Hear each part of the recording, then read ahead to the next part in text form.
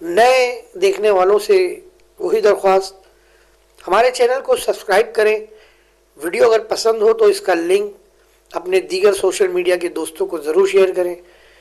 और नए और पुराने देखने वाले जितने हमारे दोस्त हैं, भाव हैं, उनसे दरख्वास्त के कमेंट्स के ज़रिए अपनी राय का इजहार करें। तनकीद बराए इस्लाह होगी तो ज़रूर जवाब दिया जाएगा, और तनकीद अगर बदतमीज़ी से की गई तो उसका जवाब नहीं दिया जाएगा।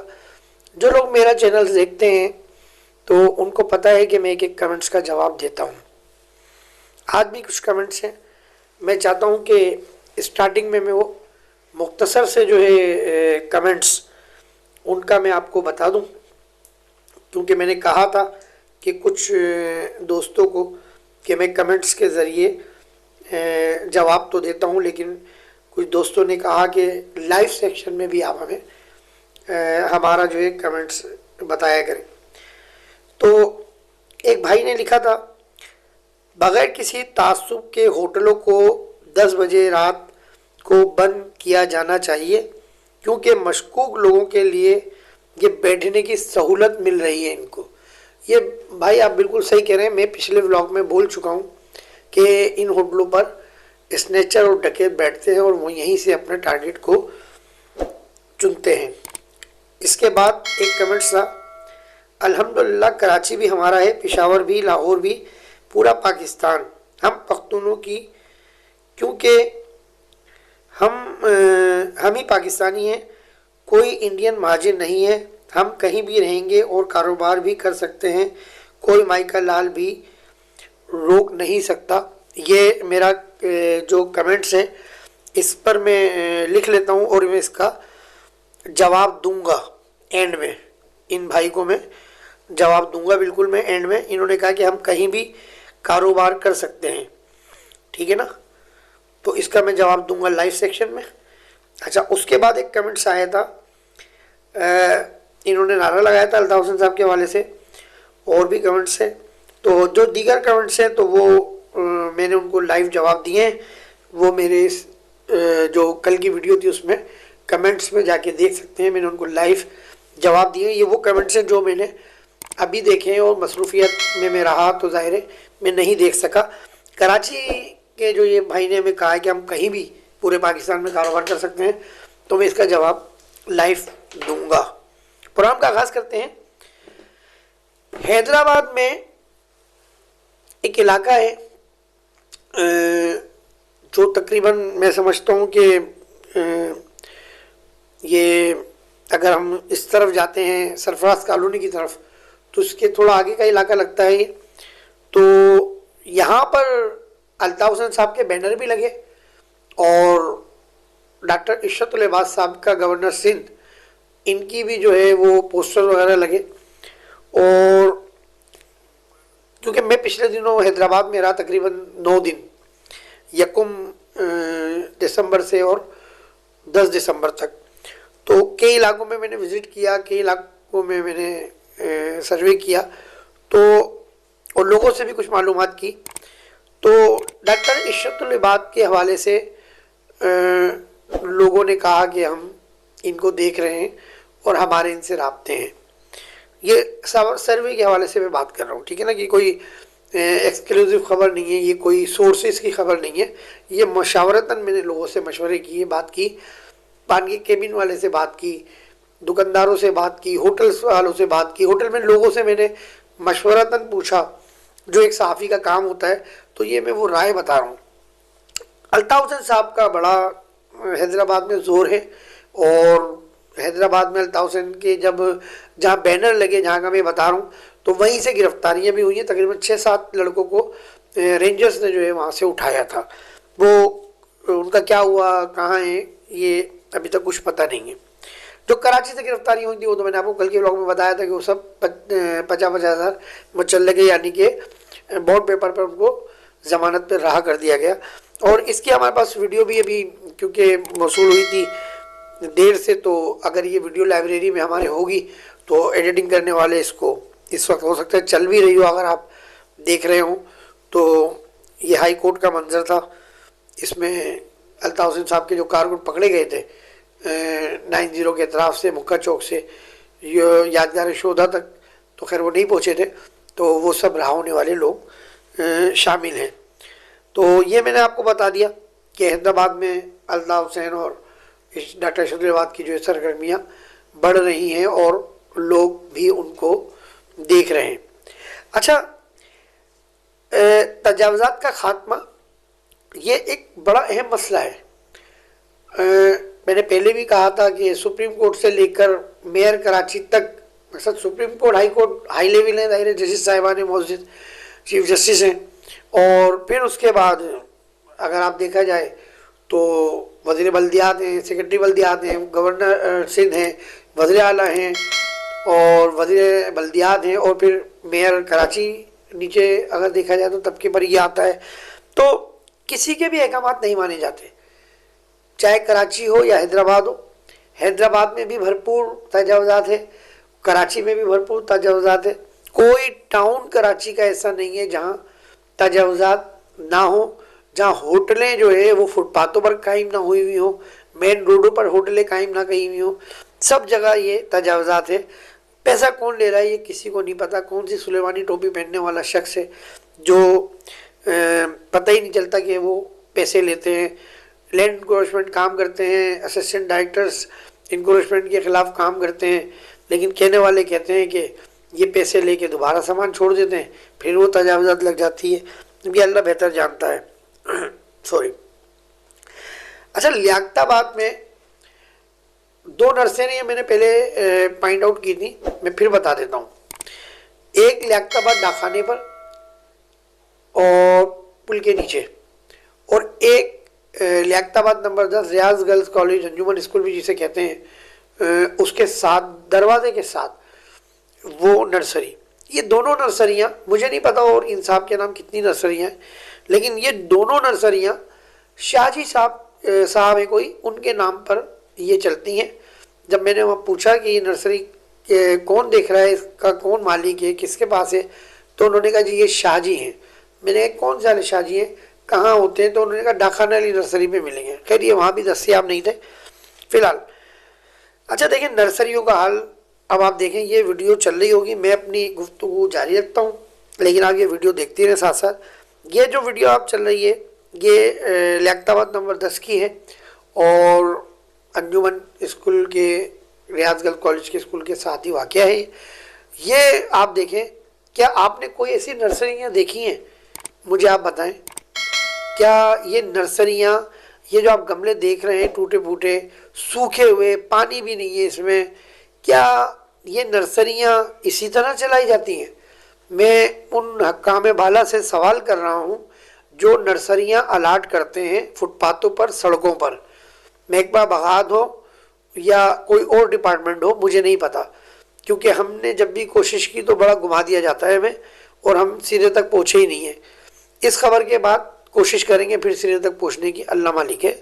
अगर सिरा मिल गया तो हम बताएंगे। फ़िलहाल देखते रहें, आप ये वीडियो देख रहे हैं, ये क्या हाल है। अच्छा, इसी तरह आपको तजावुज़ात भी नज़र आ रही है। ये तजावुज़ात आप देख सकते हैं किस तरह इस नर्सरी की आड़ में तजावुज़ात, और ये एंड तक है। अच्छा, अब मैं आपको बताता हूँ कि ये जो नर्सरी है, ठीक है ना, ये नर्सरी, ये आप जो रोड देख रहे हैं, ये बूढ़े खां होटल जो साहब का टूट चुका है, ये वहाँ से आ रहा है, ये वहाँ से आता है और ये इस हिस्से से गुजरता है, पूरा ट्रैफिक जाम हो जाता है, पूरा ट्रैफिक जाम हो जाता है। अगर ये नर्सरी ख़त्म कर दी जाए तो यहाँ से वो ट्रैफिक इधर कन्वर्ट हो जाएगा और सीधा 10 नंबर पे निकलेगा। वहाँ एक ट्रैफिक सिपाही खड़ा होगा, वो आने वाले ट्रैफिक को रोककर इस ट्रैफिक को निकालेगा, तो ट्रैफिक जाम का मसला ख़त्म हो जाएगा। लेकिन क्यों और किसके कहने पे ये नर्सरी अलाट की गई है ये मैं नहीं जानता। तो ये वीडियो आपने देखी, जो भी आपने दिखाई, ये लियाकताबाद नंबर 10 रियाज गर्ल्स कॉलेज अंजुमन स्कूल के पास की वीडियो थी। अच्छा, अब ये वीडियो आपको जो नज़र आ रही है, ये देखें, ये नर्सरी है और इसकी हालत भी आपको नज़र आ रही है कि गमले सूखे पड़े हुए हैं और यहाँ ड्रग्स इस्तेमाल हो रही है। मैंने SHO साहब से भी कहा था, जो लियाकताबाद के मुतल्लिका SHO हैं, उन्होंने कहा था एक्सपो चल रही है, मैंने पहले भी वीडियो में कहा था, लेकिन इस पर उन्होंने काम नहीं किया। क्यों नहीं किया ये मैं नहीं जानता, ये अल्लाह बेहतर जानता है या वो बेहतर जानते हैं, क्योंकि मैं झूठी रिपोर्टिंग करता नहीं हूँ और बदगुमानी और वसवसे से मैं कोशिश करता हूँ बचूँ, तो मैं इसलिए इल्ज़ाम नहीं लगाता। अब ये SHO लियाकताबाद देख रहे होंगे तो खुद देखें अपनी आंखों से कि ये ड्रग्स पी भी रहे हैं और या बिकती भी है, या आइस भी बिकती है, 1,000 रुपए की आइस भी बिकती है। ये कौन बेच रहा है, कैसे बेच रहा है, ये मेरा काम नहीं है, ठीक है ना, ये मुतल्लिका इदारों का काम है, वो कोशिश करें तो लियाकताबाद के इस चौक को अच्छा बना सकते हैं। ये नर्सरी भी शाजी की है, इस नर्सरी पे पहले इलाके के लोगों ने छापा मारा, यहाँ से पानी फरोख्त होता था, ठीक है। इन नर्सरियों की भी हालत, इस नर्सरी की भी हालत आपने देख ली कैसी सूखी है, कोई गमले कोई पौधे इस काबिल नहीं है कि वो यहाँ से कोई अपने घर के लिए सजाने के लिए लेके जाता हो। अच्छा, इसके बाद हमारा आखिरी सेक्शन जो हम जिसका हमने अपने वीडियो में शामिल नहीं किया, लेकिन मैं भूल गया था, लेकिन ये है लियाकताबाद, नाज़िमाबाद, नॉर्थ नाज़िमाबाद में गैर कानूनी तामीरात। देखिए, डॉक्टर आसिम जो पाकिस्तान पीपल्स पार्टी के इंतहाई अहम ज़िम्मेदार हैं, सेनेटर भी रह चुके हैं, और उन्होंने और डिस्ट्रिक्ट सेंट्रल के डिप्टी मेयर डिप्टी जो है वो कमिश्नर ताहा सलीम साहब ने एक मुश्तरका लाएमल तय किया था कि हम गैर कानूनी तामीरात नहीं होने देंगे। लेकिन ये तामीरात किस तरह हो रही हैं ये आपके सामने है।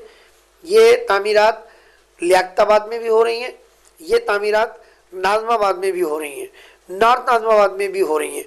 तो अब ये ऑपरेशन क्या रोक दिया गया है, ये ऑपरेशन किसी मसलहत की बिना पर एक्शन इस पर रोक दिया गया है, तो ये भी अभी तक कोई वाज़ह पॉलिसी जो है वो नहीं बताई गई है।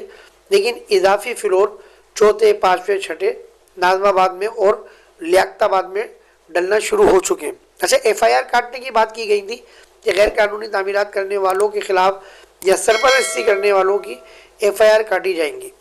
तो SHO लियाकताबाद जो है इस वक्त मौजूदा, वो अच्छी तरह जानते हैं कि लियाकताबाद में गैर कानूनी तामीरात कौन करवा रहा है और कौन पैकेज ले रहा है।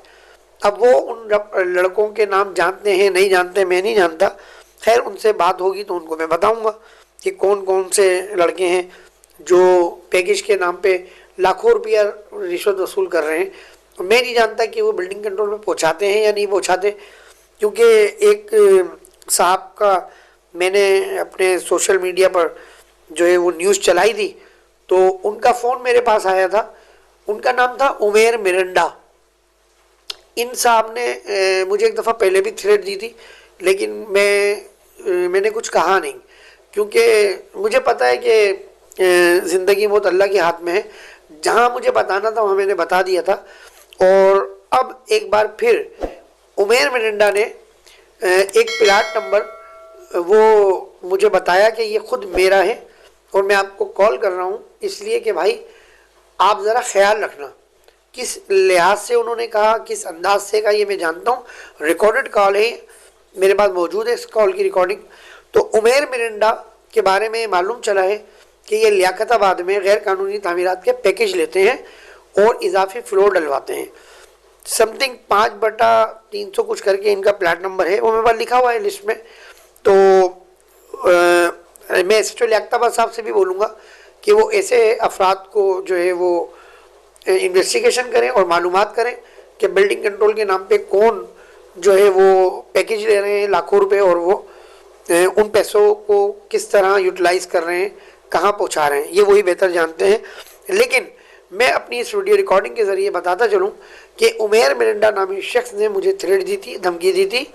लेकिन उमेर मिरंडा को भी मैं ये पैगाम दे दूँ कि उमेर मिरंडा, अगर तुम कुछ कर सकते हो तो करो, तुम्हें इजाज़त है, लेकिन यहाँ कानून नाफिज करने वाले इदारे मौजूद हैं, कानून मौजूद है, पुलिस मौजूद है।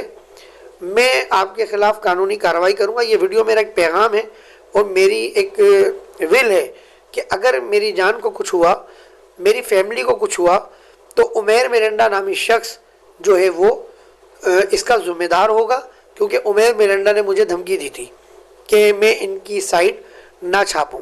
लेकिन ज़ाहिर है क्योंकि मैं हैदराबाद चला गया था, सबको पता है, मैं 10 दिन तकरीबन मैं हैदराबाद में रहा, तो पीर से मैं जो है यहाँ आया हूँ, तो ज़ाहिर है मैं अपने काम वर्किंग में ला रहा हूँ, तो अब मैं जो मुझे करना है उमेर मेरंडा की साइड का या जो और साइटें बन रही हैं उनका लियाकताबाद में वो मैं करूँगा। लेकिन अगर मुझे, मेरी फैमिली को, मेरी जान को कुछ हुआ तो उमेर मेरंडा नामी शख्स जो काबिल ज़िक्र नाम है, नाम तो और भी हैं वो मैंने लिखे हुए हैं, लेकिन उमेर मेरंडा नामी शख्स को मैं वार्न कर रहा हूँ कि वो आइंदा मुझे फ़ोन ना करे। लियाकताबाद समेत डिस्ट्रिक्ट सेंट्रल में गैर कानूनी तामीरात रुकना चाहिए, बिल्कुल मैं इसके हक में हूँ। क्यों कि यहाँ पर हमारे सियासी कारकुनान, सियासी जमातें बड़ा डेवलपिंग का काम कर रही हैं, बहुत माशाल्लाह लाइनें डल रही हैं, बड़ी बड़ी लाइनें डल रही हैं जो हमने बचपन से डली हुई नहीं देखी थी, वो हमारे सामने अब डल रही है पहली बार। तो अब अगर इनलीगल कंस्ट्रक्शन होती हैं, एक फैमिली की जगह 20 फैमिली 15 फैमिली आती हैं, तो फिर फ़ायदा कुछ नहीं है तरक्याती काम करने का। तो मैं डॉक्टर आसिम साहब से भी दरख्वास्त करूँगा, वज़ीर आला सिंध से भी, वज़ीर बल्दियात से भी, और DGSBC से तो करने की खैर ज़रूरत ही नहीं है क्योंकि उस करप्शन का हिस्सा है। तो उनसे दरख्वास्त करूँगा मैं वज़ीर आला सिंध से और उनकी इंस्पेक्शन टीम से और वज़ीर बल्दियात से और सेक्रेटरी बल्दियात से और चीफ सेक्रेटरी सिंध से कि वो लियाकताबाद में और नाज़माबाद में, नाहत नाज़माबाद में गैर कानूनी तामीरात पे एक्शन लें।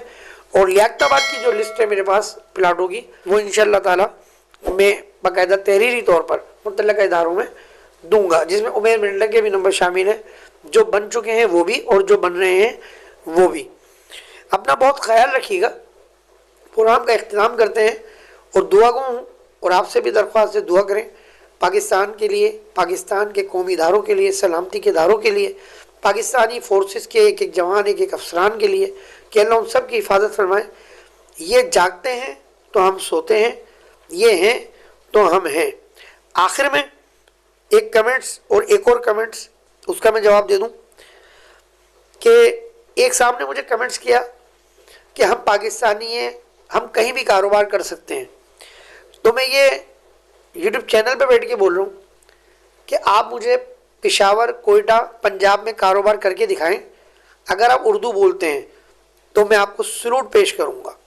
एक जवाब। दूसरा जवाब ये, अल्ताफ़ हुसैन साहब के हामी इसमें नारे लगाते हैं मेरे पास कमेंट्स में और वो मुझे कमेंट्स करते हैं, तो उनके लिए भी यही पैगाम है कि जब तक वो अल्ताफ़ साहब फ़ौज को बुरा कहते रहेंगे, जर्नलों को बुरा कहते रहेंगे, तो शायद उनकी पाकिस्तान में सियासत ऑन नहीं होगी।